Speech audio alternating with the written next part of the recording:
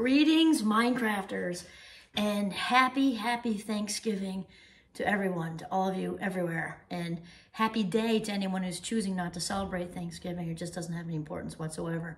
Happy day, because our life minutes are important always, no matter what day it is. Okay, so I forgot if I said welcome Minecrafters. So anyway, I'll say it again. Welcome Minecrafters. My name is Kimberly Quinn, and I am so thrilled to have this chat today because I'm a big fan of chosen family, and especially at this time of year, right on through the holidays. And again, I'm pro-inclusivity, so happy for everybody who's got a big, nice, happy family, happy friend circle of origin. That's just fantastic. And I also want to acknowledge those of us who have, through the years, thankfully acquired chosen family, which is awesome because I know for myself, and now I'm so grateful that I said this in the other video, my wonderful husband, who I call Superman, and my 5 amazing young adult children, and the sun rises and sets on all of them, plus a few children we have by love who kind of live with us here and there, and they know who they are. And my wonderful in-laws, and you know, the work environments. I've been so blessed to have friends, you know, kind of everywhere I go. And that said, I'm a good fit for this video, like I said, kind of in the last one, because I really truly get what it's like, you know, to be a child dependent on sick people. And that's just basically what I'm saying. Dysfunction, I'm not saying with blame. That is so not the point. Not the point at all. I'd like to believe that people do the best they can and, you know, long since move forward from it and all that. The purpose of the video is to hopefully spread positivity and share, you know, sort of how I've sort of made it along the path, turning wounds into wisdom, because thank God for my chosen family. Because here's the thing, we cannot control the families we're born into, at least as far as any of us know, you know, we cannot control that. So when you're this little 2-year-old or 4-year-old, 6-year-old, 8-year-old, 10-year-old, 12-year-old teenager or whatever, struggling because we're dependent on people, you know, who've got a lot of dysfunctional behavior going on, quite possibly shame-based. I know growing up in an addicted household, you know, breathing shame was like breathing oxygen. I mean, just only not as healthy, right? And so, you know, kind of that gets into your hard drive, right? And then we start seeking it out without even knowing we're seeking out more, you know, shame messages, you know, letting us know how flawed and defective we are and all that sort of thing. And so, you know, switching that over, I just want to mention that, you know, chosen family in my life have been just invaluable. And I'm trying not to get choked up talking on a video because the tears just want to roll down in gratitude, not sadness, gratitude, because I have the most amazing family members. Again, my husband and kids, and also I've got some, and they know who they are, you know, quote unquote friends who have actually got upgraded to family members along the way in my life. And they really truly are family. It's not just saying they're family. And so statistically speaking, I know there's a lot of you out there who are kind of in my shoes. We know that roughly, you know, by 18 years old, roughly 40% of grown-ups, I'm not sure we're calling 18-year-olds grown-ups, but that's the line where we're drawing for the trauma thing, have experienced some sort of trauma, okay? And trauma, by definition, it's because it's different from big stress. It means something so huge, and one person's trauma may not be another person's trauma, that it actually rewires the brain, because trauma is when something happens that overrides the mind's ability to cope. And then we spend a lot of time in recovery, and hopefully, you know, again, these videos are also, disclaimer, not meant to take the place of therapy and with a professional or anything like that. Go do your thing. These are meant to complement all that.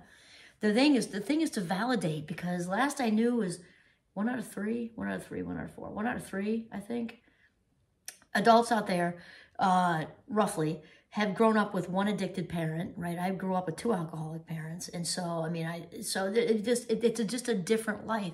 I don't regret 1 minute of it, though I don't want to relive it. I would not change a thing, not a thing, because I absolutely like and love who I am, and all the growth that came out of all that adversity was so well worth it. Again, I don't want to relive it, but way worth it. So worth it to feel so great in my skin. I don't think I've ever felt better in my skin. So here's the thing, what I want to say is, chosen family absolutely are as valuable, if not more to you, depending on your life circumstances, than original family.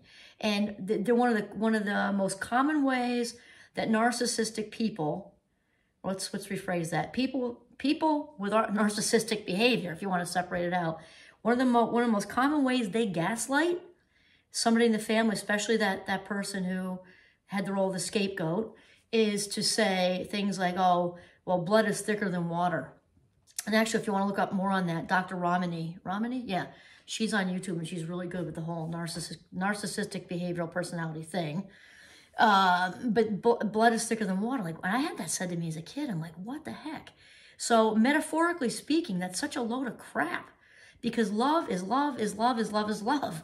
And if somebody really truly loves you, you know, think of all the adopted children whose parents went out of their way, and they flew on planes, and they did whatever they did to adopt, you know, to get that child to love and just watch them grow and just, you know, so that's all a load of BS, because love is love is love, whether you're born to the person or not. And that's just it. And for me, it took me a while to really, even though I was thankfully acquiring these wonderful people in my life the whole way through, my rooftop friends, mom, all my St. Mike's people, and just oh my gosh, all the way through.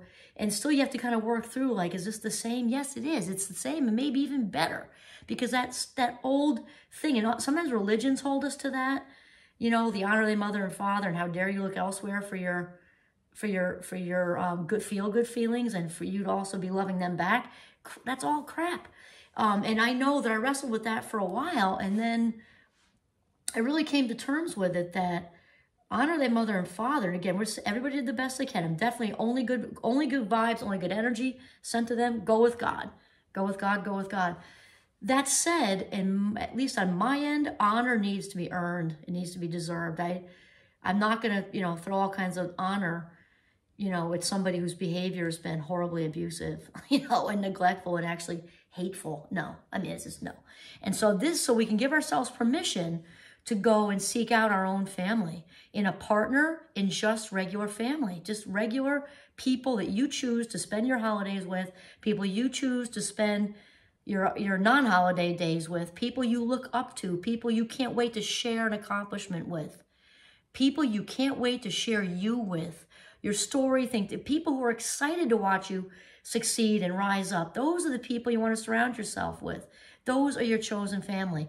And there also, of course, there's also a blend, because you might have some good family of origin, and then you might have a couple of toxics. Okay, and people, for some reason, think they have to hang on to toxics. Like there's this should, ought to, whether your religion, you know, the Catholic thing with, and not, we are Catholic, so like it's okay for me to, you know, honor their mother and father, and, you know, and just, you know, throw all kinds of good stuff all over them forever. Not when they're cruel and abusive your whole life. No, that's just not how it works.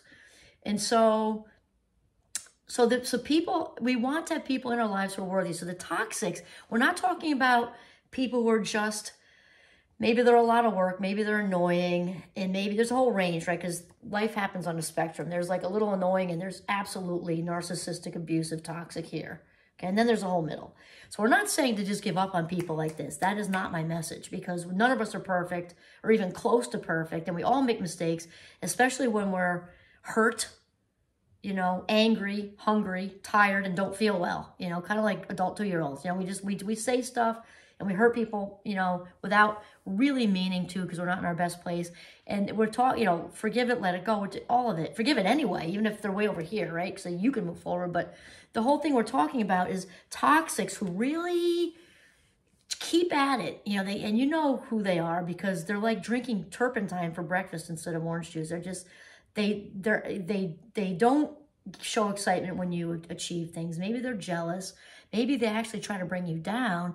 And this behavior is super consistent, very consistent. They're going to continue to bring you down, continue to stick pins in your happy bubble, continue with the jealousy and the envy and the shame-based messaging that something's flawed and defective in you. Those are the people, when that behavior is consistent, need to be released like helium balloons, like, and that's, you know, what I did with both my parents. Again, wish them nothing but good stuff.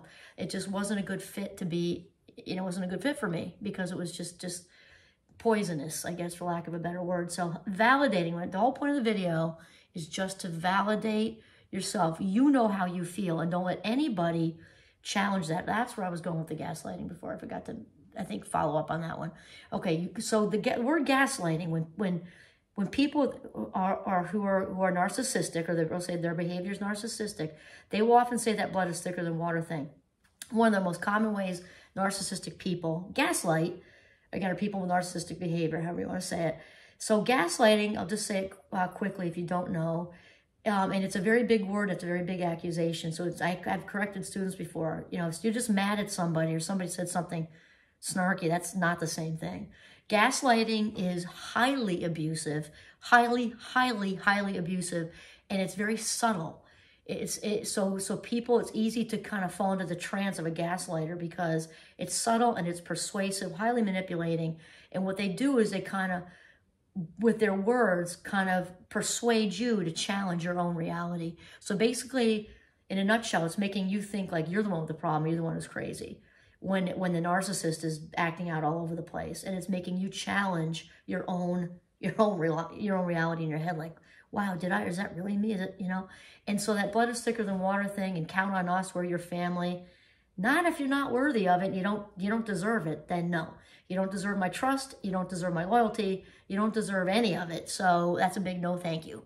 So it's very important to realize when people are, if that was your life, realize that when that was said to you, that was not about you, had nothing to do with you, and that now, thankfully, as adults, as grown-ups, we can choose who is in our lives. It's kind of, to me, I look at it like an athletic team. You know, you got to be Kimmy worthy. So those who make the #1 cut, like obviously my A team lives under this roof, right? And I've got my rooftop friend, and I've got Yoda, and I can go on and on with the professor and everybody else. Who are right up here, right? They've got to be Kimmy worthy, first string, and then you've got second string. They're good too. You only have so much, it's like layers of an onion. You only have so many people on the inside, right? Then you've got your second string, and then you've even got your bench, and they're okay, because they might kind of pull you up, you know, by the bootstraps. It might be your fun people. They might be, and they're good. And then we have those who just didn't make the cut. They just don't make the cut because they are not worthy of you. They don't deserve your loyalty. I'm a huge loyalty person. My husband and I both are. My rooftop friend, my St. Mike's people, loyalty is like our #1. They don't deserve your loyalty. They don't deserve your trust. They don't make the cut. They don't make the cut. So not only are they not on the bench, because those people are okay, they pinch hit a little bit, they're not even in the gym. In fact, they're not even in the auditorium. They're not even on the sidewalk outside the auditorium. Why? Because they are not worthy of you. So this is where we need to empower ourselves and, you know, step away from the shoulds and ought tos, because that's just very rigid thinking. We don't have to do anything, right? What they say is die and pay taxes. Well, not on this day, okay? We don't, as grown-ups, we can, I'm a big voice and choice person. We can now grab our voice back, and we can realize that we have choice. We have voice and choice. We are empowered. And we don't need to have anybody in our lives who we don't want there. And the idea is not to just cut them out and make a big statement, right? Quietly effective is what I like to say. Just let them go. Let them go. And then here's the thing. Let all of it go for you. Forgive them. Forgive you. For me, I forgave them, my parents and whoever else toxics in my life, mostly them. I forgave them, and I forgave me for this being the best I can do. It's not a good fit. They need to go on and move on. And so forgive whoever, forgive yourself, which just means it doesn't give anybody a pass. They don't get a pass. Behavior was horrible, especially when it's an adult and a child. When it's an adult, it might be 40, 60% fault. Little kids in a sandbox. One gets a timeout because he whacks somebody with a shovel. When it's ever an adult and a child, it is 100% of the time, 100% of the time, the adult's fault. It ended that conversation. So forgive whomever and forgive yourself. Remember, it doesn't give anybody a pass. I'll use Claudia Black's example here. Sorry, phone just went off. Claudia Black's example, and she was one of the leaders in the ACOA movement back in the 80s. And she said, like people say, forgiving is forgetting, right? Well, forgiving has nothing to do with forgetting. Forgiving has absolutely nothing to do with forgetting, and it has everything to do with remembering and choosing to move forward. It has everything to do with remembering and choosing to move forward. So it has nothing to do with the person gets a pass. We don't need an apology. Plus, they could be dead and then we're not getting an apology. We take control of it. It's on us, because when we let go of the toxics, release them like helium balloons, and we actually let go of all of it, it's huge, because it's a gift we give ourselves. And who else said this? Is coming to me right now. I didn't plan this, but it's just synchronicity coming. Dr. Jakes, also a friend of Oprah and I. She's in our friendship circle. They just don't know. Dr. Jakes says it beautifully. He says to hang on to all that past history is at the expense of our destiny.